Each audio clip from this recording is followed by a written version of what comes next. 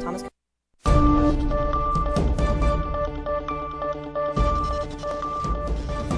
It's time for the 420 Radio News, covering the latest headlines in consumer cannabis, medical marijuana, and industrial hemp. Transcripts of 420 Radio News are available daily on our website at 420radio.org. Now, here's Russ Belville with your marijuana headlines in 4 minutes and 20 seconds. This is your 420 Radio News for Wednesday, October 15th, 2014. I'm Russ Belville. Less than a week after admitting she illegally married an Ethiopian immigrant in 1997, Oregon's First Lady confessed to planning an illegal marijuana operation with another man that same year. Cynthia Hayes, the fiancée of Governor John Kitzhaber, said she was living on the property with her then-boyfriend in Okanagan, Washington, near the border of Canada, for the purpose of growing and selling marijuana. Patrick Simon was the real estate broker who sold Hayes and her then-boyfriend, Carl Topinka, the cabin and a 60 to 70-acre plot in rural Washington. According to Simon, Hayes told him she wanted to get back to nature. Simon said Hayes, not Topinka, was the leader of the operation. He said, quote, "The idea that she was an unwitting or unwilling participant in my eyes is totally erroneous. She did a lot of the talking, is all I can say." The one-time presidential candidate, who is now in the medical marijuana business, said pot could be the answer for Ebola.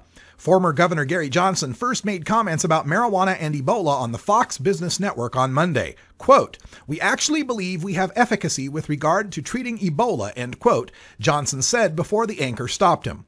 Potentially, but Johnson told KRQE on the phone Tuesday he is not saying it is the cure. Quote, "No one is making this claim," he said. "There are those that would love to have the opportunity to provide this as potentially a game changer," end quote. He said he is critical of the current system for making it difficult to try out possible alternatives like marijuana, but that he is not trying to mislead anyone about its potential. The House passed a bill Tuesday that could make it a little harder for people to use government welfare payments to buy marijuana in states where the drug is legal. Supporters call it the No Welfare for Weed bill. The bill would prevent people from using government-issued welfare debit cards to make purchases at stores that sell marijuana. It would also prohibit people from using the cards to withdraw cash from ATMs in those stores. The reach of the bill would be limited because pot smokers could still use their benefit cards to get cash from an ATM at a different store or bank and then use the money to buy marijuana. With Congress in a rush to get home to campaign, a Senate version is unlikely, and the bill will probably not reach the president's desk this year.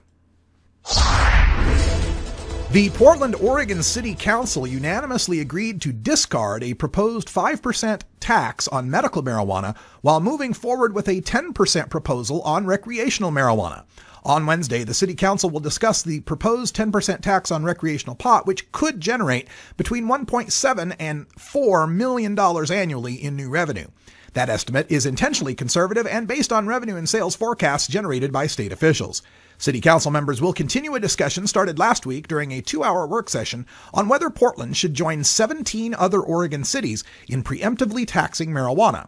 According to city documents, legal recreational marijuana is an, quote, "if not when," quote, type situation in Portland. Measure supporters say cities are jumping the gun by enacting additional taxes, a tactic they hope would allow the taxes to be grandfathered in. Measure 91's ballot language explicitly forbids new taxes after the measure is approved and invalidates any existing county or city measures that are inconsistent with it, making the hope for grandfathering in local taxes a pipe dream.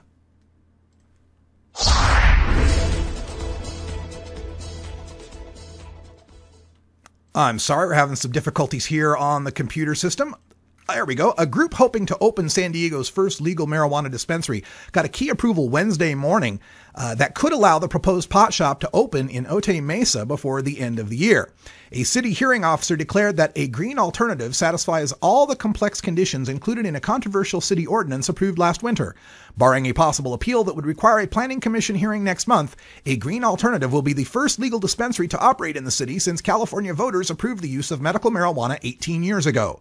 A county-approved dispensary opened just outside El Cajon in late July. It's the only legal dispensary operating in San Diego County, but more than 100 illegal pot shops continue to operate while authorities try to shut them down. This has been your 420 Radio News for Wednesday, October 15th, 2014. I'm Russ Belville.